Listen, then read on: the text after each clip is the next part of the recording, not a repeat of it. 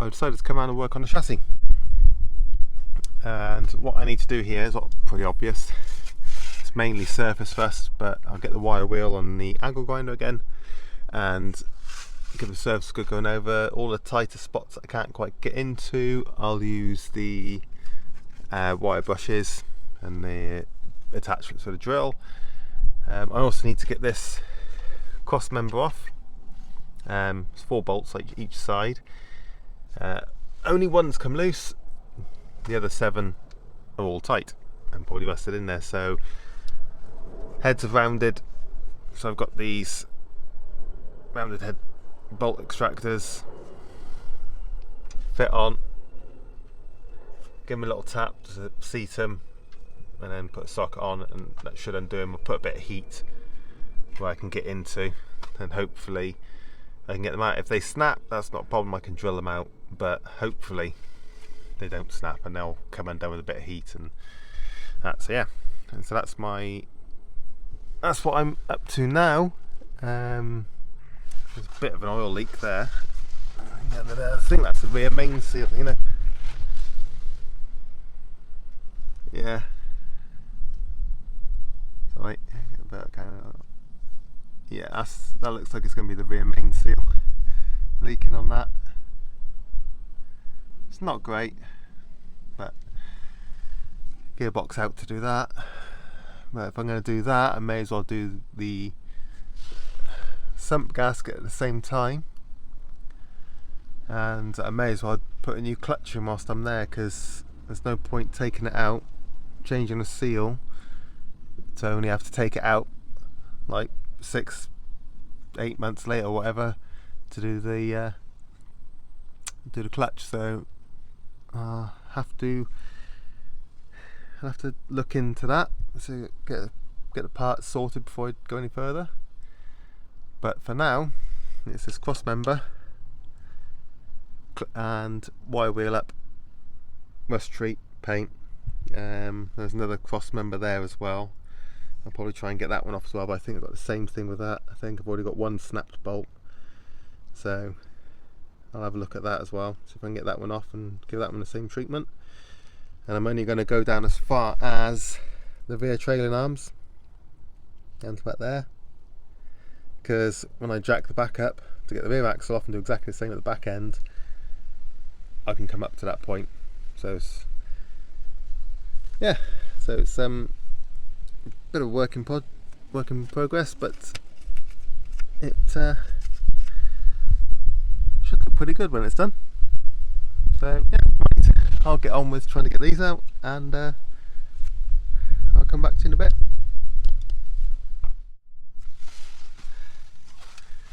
Okay, so I'm going to start off with just giving it some gentle heat on that first one in there.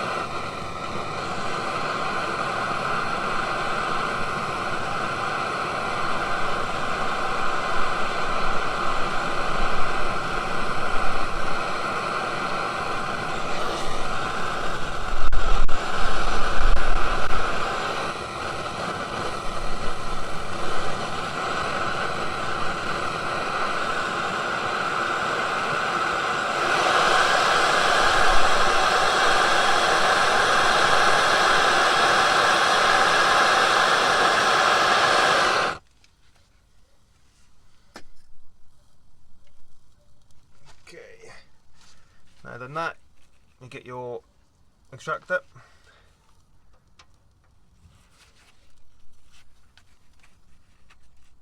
On.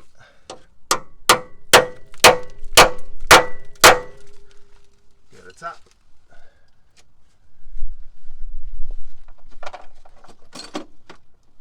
And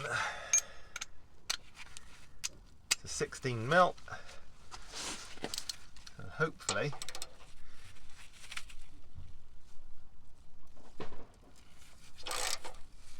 grip onto it and it's kind of done, which it is doing.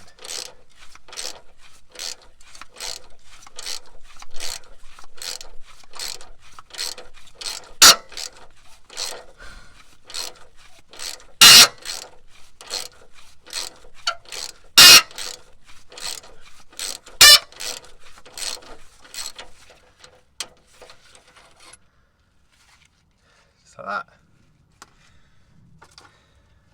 Now that bolt's stuck in there, in the box you actually get a bar, a rod that sits in, and if you can hold it, let's give it a little tap, and it shoots the bolt out. That bolt's going to be red hot, so I'm not even going to go and try and touch that. That one, that bolt there should be loose already. I did already slacken that one. Right, so now I know that's okay. I'll get on and do the other two now. I'm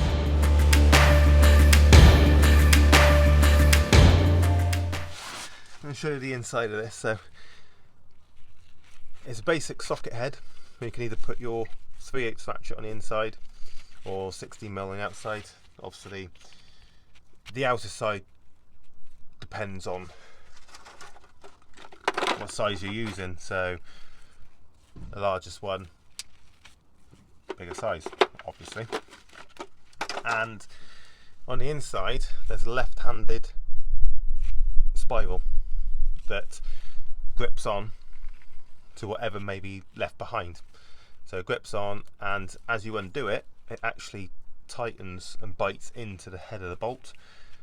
So when you use the right amount of heat or penetrating oils, whatever your method is for getting broken studs or rounded studs out, it'll grip on and undo it for you. So absolutely essential when working on older cars, especially Land Rovers.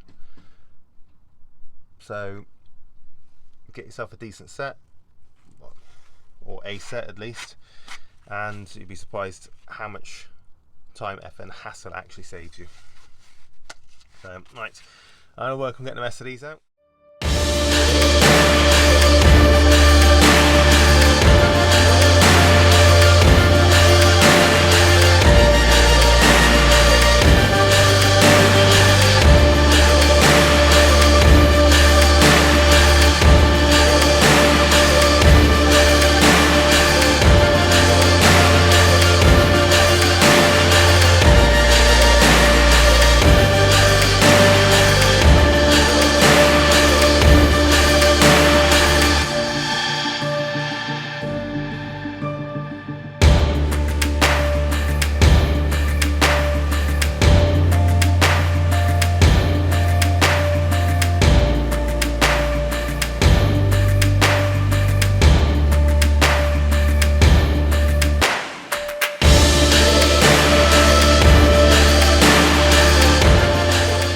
Okay, so I've got 7 out, and the one in the back corner here, I drove on the, as I've done with all the others, drove on the same size bit, and the head was that badly damaged that that slipped off. Okay, not a problem. I got one smaller, next size down. That went on and immediately rounded off. So after that, after copious amounts of heat, I also tried a 9mm 12 point multi-spline socket, and that held or gripped, wouldn't undo it. Same with a 9mm impact on a 1/2-inch drive. So I'm at the point now where it's that one bolt stopping the whole thing coming off. So what I'm going to do, I've put some WD-40 on it to hopefully get in and help release it. So I'll let that completely cool down now, go cold. I'll start the wire wheeling with the chassis, cleaning the chassis up. I'll start on that, and then when I get down as far as here, I'll then have another go at it and see if I can get it off. I may have to try and grind it off, grind the head off, and then put some mole grips on a stud that's left and unwind it that way, which I have got grinding discs and that, so it won't be too difficult to do, but it's not ideal. Yeah, so that's what I'm going to do. I'll start with the cleaning up, make some progress with that, and come back to that when I reach that point.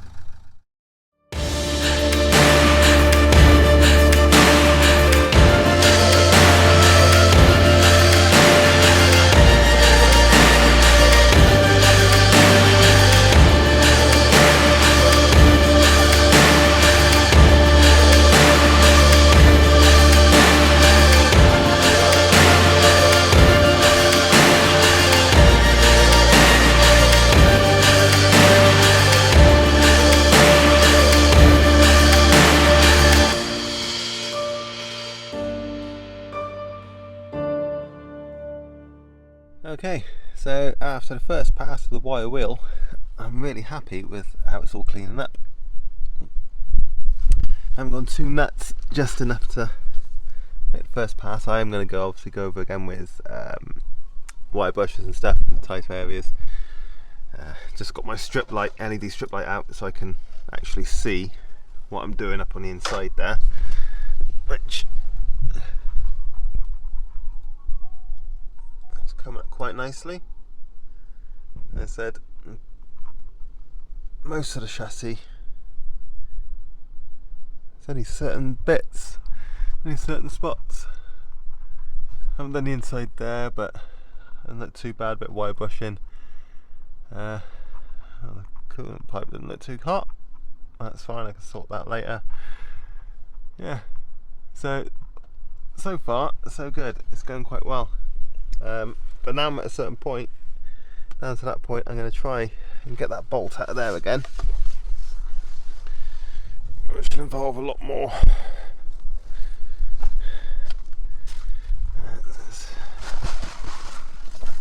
The only problem when cleaning metalwork, rusty metalwork, is the amount of rubbish that falls right where you want to lie.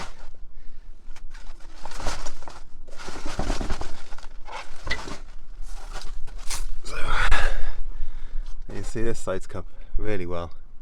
Be careful of the brake pipes there, so I'll get behind there with a screwdriver, chip that off. That's come quite well in there. Should be able to get those bolts out now because they were seized in. You've got to be careful of the aircon pipe. Brake line's been across the top there. I'm changing this flexi line, so that's why it's just pinched off with a mole grip. I would use proper pipe clamps if I was going to keep them, but I'm not. So try and get into this last bolt. Let's see if I can get to show you. Light closer. So it's that one there. You just completely, yeah, head's completely gone on it, and no matter what I seem to do, nothing wants to grip it enough to take it off. So I might try and grip onto the outside. So I'll show you on this bolt. So instead of trying to grip the head, I'll try and grip the flanged part. And if I can grip that enough to undo it, that'll be great. So that's my next plan. I'll try that first with heat, obviously, and then and see if that will back it out enough. Okay, so I've managed to get the cross member twisted round, so it's now pointing all the way out the passenger side, and the bolt did start coming undone. It did, but now the captive nut that's welded up on the inside is now spinning. So now it's a seized bolt with a spinning nut. So what I'm going to have to do now is get a cutting disc on the angle grinder, come in from this side and cut the bolt in half, and just try not to damage all this too much. So I'm going to get and do that now, and at least it'll be off, and I'll just have to figure out a way of, because they're captive nuts in there, so I'm going to have to figure out a way of getting the nut on top of there so I can tighten it back down. So yeah, anyway, I'll get this cut off and then I can carry on with the cleaning up.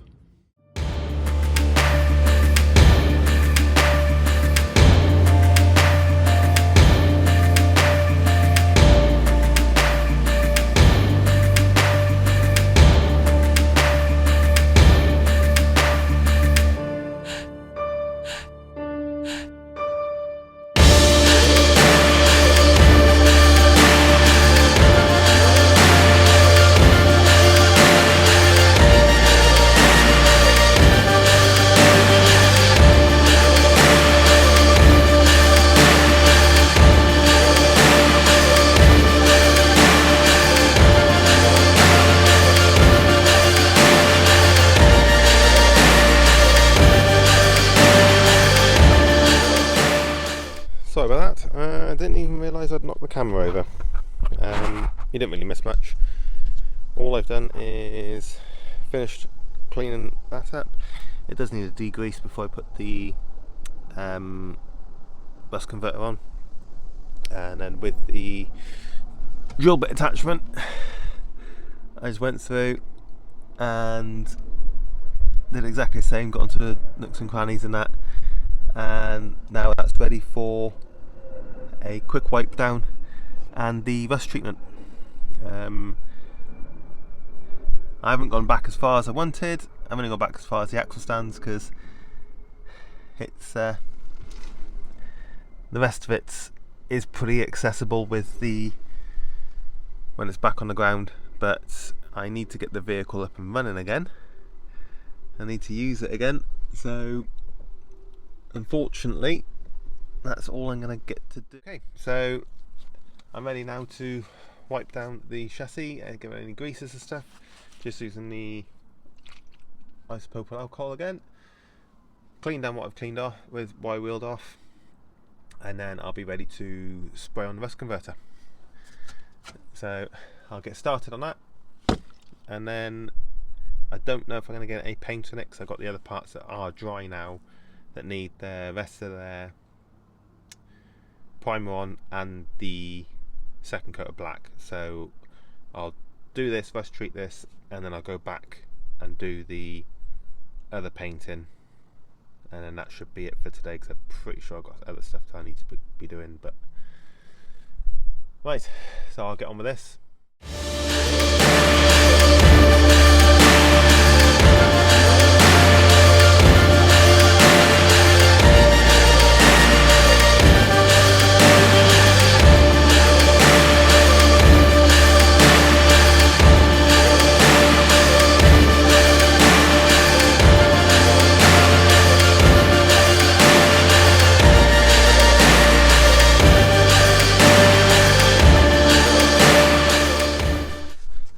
So I'm painting the chassis.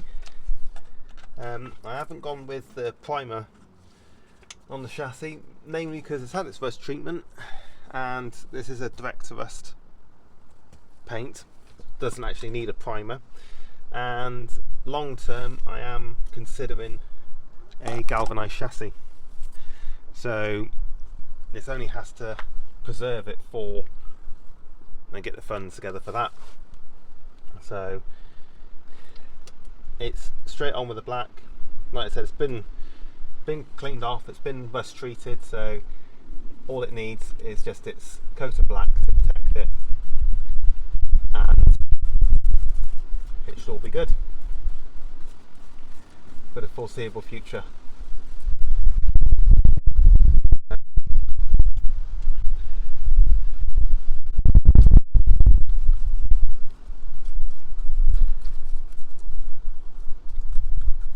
And like I said, I've used hammerite before on quite a few things and had really good results with using a primer and just the paint. So it's a good quality product, and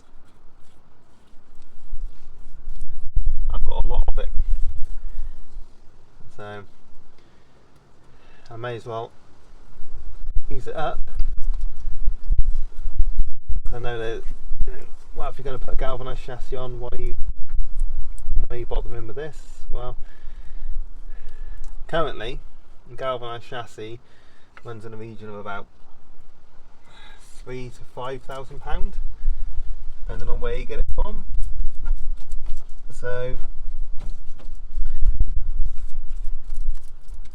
that's a project that will be done much later.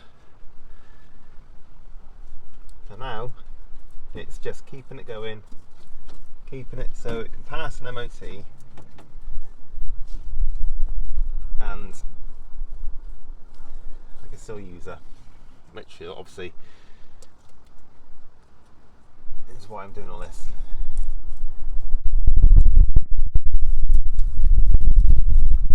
Yeah. So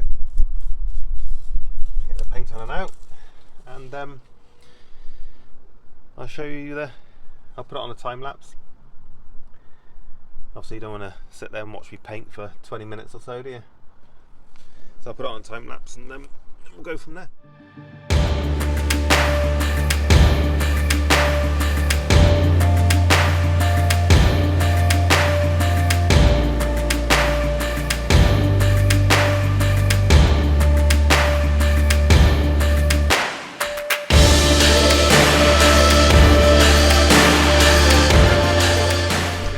So that's the paint on, and considering what it used to look like, what it looks like now, I'd say that'll do nicely. Obviously I haven't done the top because you can't really get in there without taking the body off, so that's why I've kind of decided that it's just a quick tidy up, and just keep her going until I can get the galvanised chassis, which is a long-term plan. So, but it's all had a coat of paint, so now wait for this to dry. So hopefully tomorrow I can start putting all the stuff back together. I've got the new steering box to go in. That's what spurred this whole thing, is the fact that the steering had a bit of play in it, couldn't be adjusted, so I'd ordered a new steering box.